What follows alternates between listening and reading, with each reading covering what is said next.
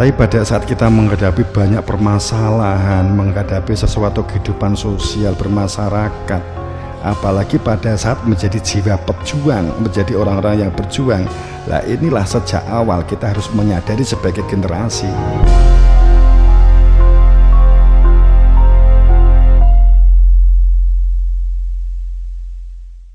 untuk menjadi orang-orang yang ulaika minas sholihin, untuk menjadi orang yang soleh.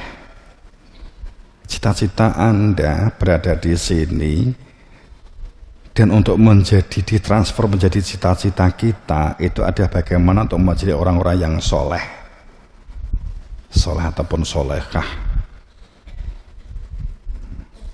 Kalau soleh dan solehah sudah dibangun sehingga mengembangkan potensi sing jenenge sukses dan sebagainya, itu akan mengikuti, nggak usah disungguh-sungguh, konsisten, sabar, tawakal itu dilakukan, ya dengan sendirinya namanya beruntung atau sukses itu akan menyertai. Nggak usah diangen-angen, ndah nona aku sudah jadi menteri, aku jadi presiden, aku jadi bupati kan. Itu jadi halusinasi. Ndah nona aku sudah jadi ahli surga kan. Ya mau mandek dia cita-cita, tapi perilakunya tidak menunjukkan ahli surga. Bagaimana untuk menjadi ulaika minas sholihin, menjadi orang-orang yang soleh dan solehah? Yu'minuna billah wal yaumil akhir wa ya'muna bil ma'ruf wa yanhauna 'anil munkar wa yusari'una fil khairat. Itulah orang-orang yang soleh, solehah. Orang yang solehah itu pertama yu'minu billah, pertama, kemudian wal yaumil akhir, kedua, wa ya'muruna bil ma'ruf, ketiga, wa yanhauna 'anil munkar, keempat, wa yusari'una fil khairat, kelima. Karakter syukur, 5 karakter syukur di dalam Al-Quran yang membentuk kepribadian yang utuh. Yu'minuna billah, iman kepada Allah. Yu'minu itu mundur ya, kesadaran terus menerus untuk menghadirkan, kesadaran yang akan menghadirkan keberadaan tiada Tuhan, sehingga akan membangun kesadaran itu sendiri. Kesadaran untuk membangun penghambaan, kesadaran Rahman Rahim, kesadaran potensi yang mutlak untuk dikembangkan. Jadi yu'minu billah itu adalah orang yang sadar, ya sadar kekuasaan Allah, sadar Rahman, kasih sayangnya Allah kan gitu ya. Kalau sudah punya ilmunya, yu'minu billah itu adanya kehadiran Dia, zat Tuhan yang punya nama Allah, sehingga berada di dalam kesadaran bersama dengan Allah kan. Jadi yu'minu, kesadaran bersama dengan Allah. Saat orang itu sadar bersama dengan Allah, maka akan berada di dalam kesadaran cinta, mencintai Allah. Karena cinta kepada Allah, maka akan mengembangkan potensinya, akan bergerak. Jadi walaupun kamu belum punya ilmunya karena itu ya, jadi kehadiran kamu sadar Allah itu maha kuwasa, Allah itu maha tahu, Allah maha pirsa. Sadar bahwa kamu lahir itu telah disertakan otak, kita lahir itu disertakan telinga, kita lahir disertakan mata yang sempurna untuk melihat, untuk mendengar, dan kita disertakan tangan dan kaki untuk melakukan perbuatan, aktivitas berdunia. Ini ada kehendak pencipta, kehendaknya pencipta dengan kita itu lahir disertakan unsur penciptaan itu untuk dijadikan kendaraan pulang kembali kepada Allah. Sadar kita itu oleh Allah diberi potensi, dan sadar diberi daya kuat kita bisa bergerak, itu karena ada nafahtum, itu ada ruh dari Allah kan gitu. Sehingga kita cinta kepada Allah karena kita telah oleh Allah berikan kenikmatan yang hebat, cinta kepada Allah, cinta yang ada kehadiran di dalam hati Dia yang punya nama Allah, itu yang kita tuju, jadikan tempat bergantung, itu yang kita cintai. Kesadaran cinta, sehingga hubungan kita adalah mahabbah birohilah, hubungannya adalah kecintaan di atas kegiatan mahabbah bi, kesadaran ruh, bukan kesadaran materi, bukan kesadaran kebendaan, tapi kesadaran karena daya kuat cinta kepada Allah.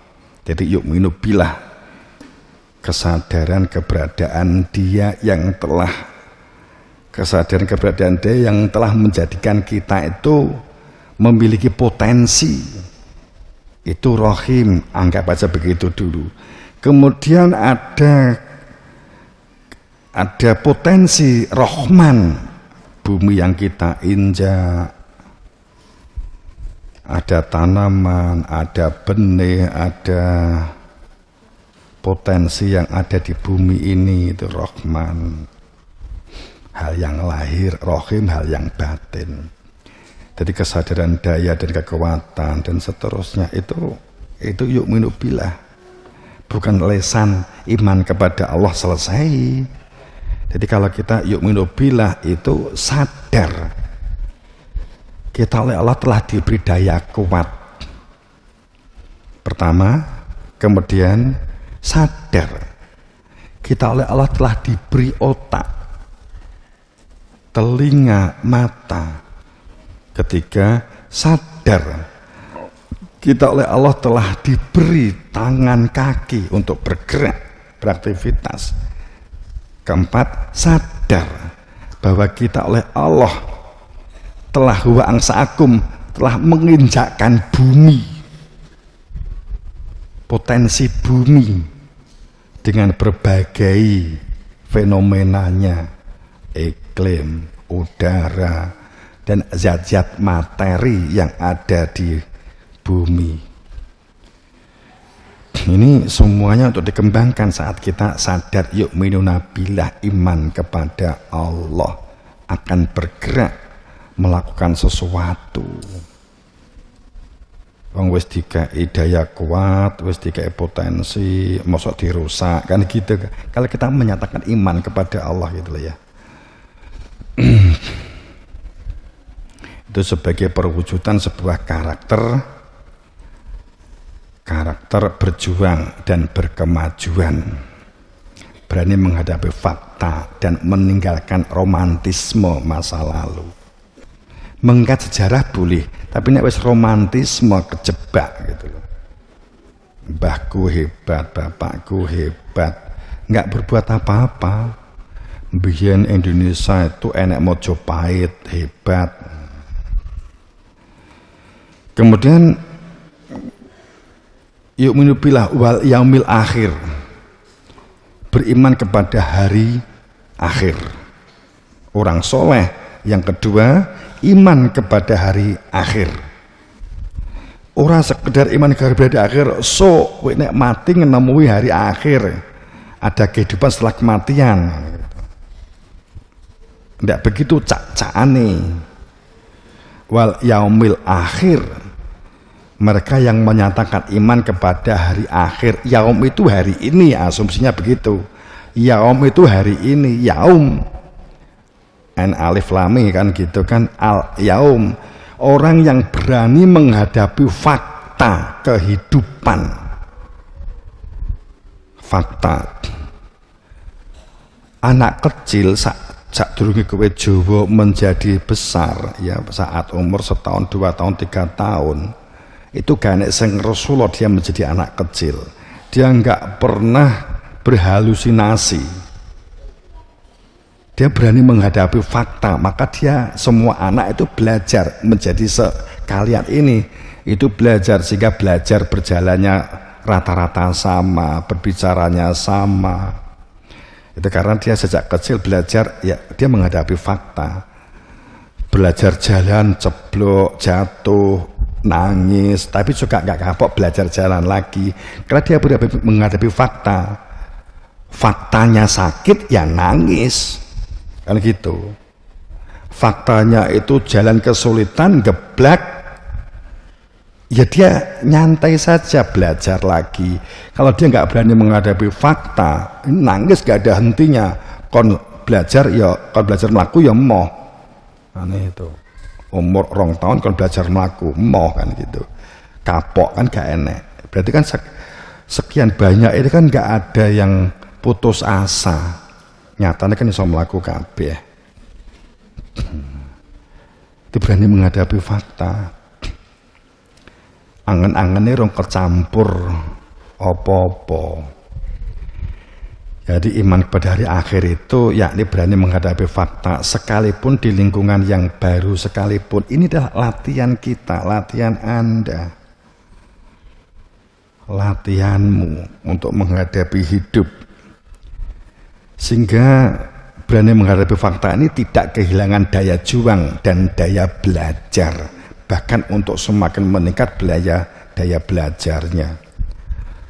Kita yakin setiap dari kalian bisa melakukan ini untuk menjadi pejuang-pejuang yang siap. Fakta sebagai kenyataan kehidupan yang harus dijalani. Kita menghadapi fakta sebagai kenyataan kehidupan yang harus dijalani.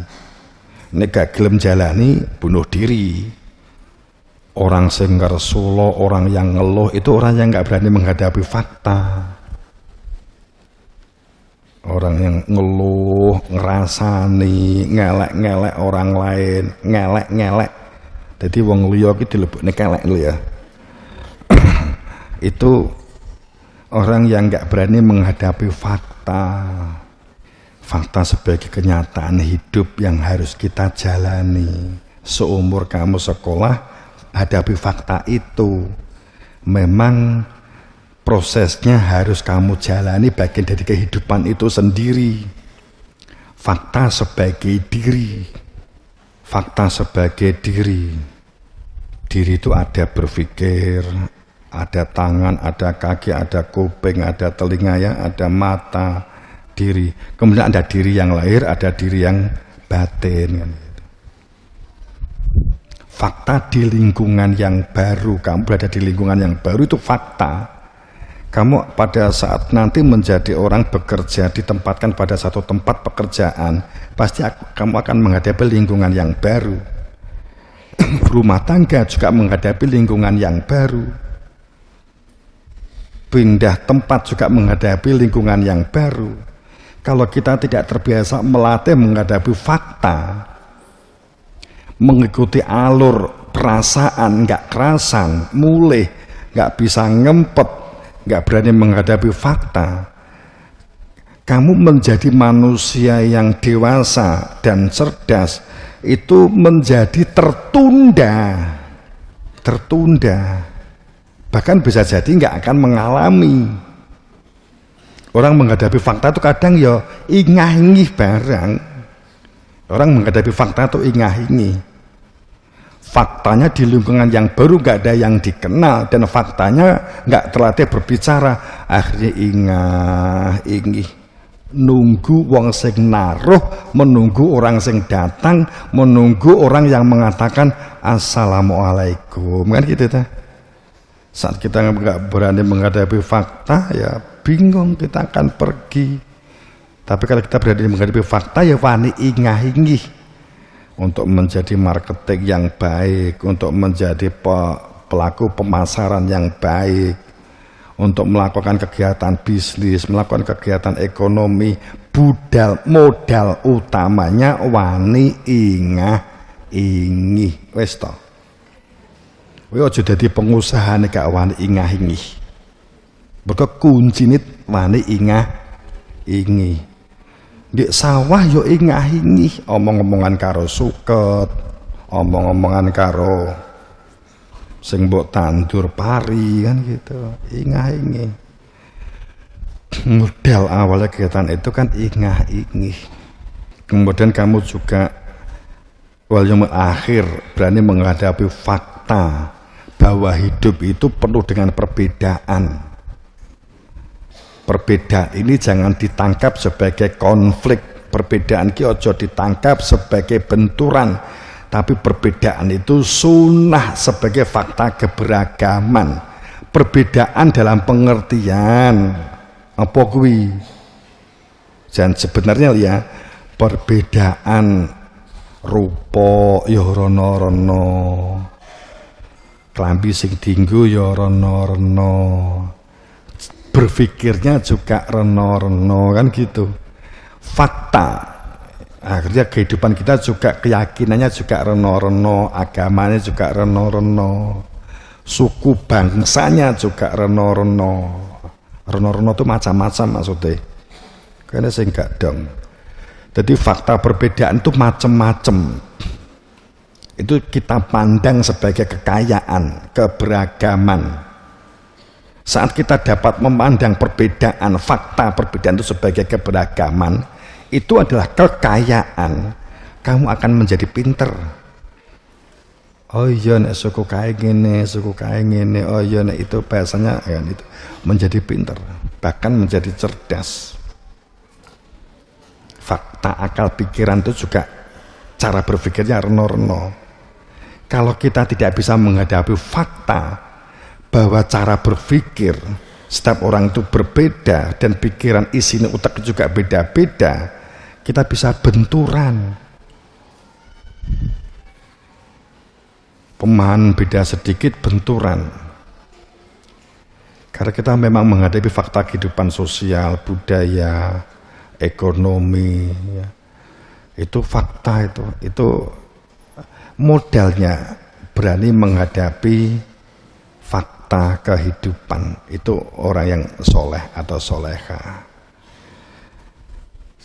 Kalau kita sudah tidak bisa menghadapi fakta, kita akan mudah ngeluh. Maka pada saat kita ada teman yang mungkin kita nggak seneng, saat kita ingin mengolok hanya sekedar supaya untuk dapat memperolok-olok, ini nggak arif, ini nggak bijak, ini nggak berlaku mengenal.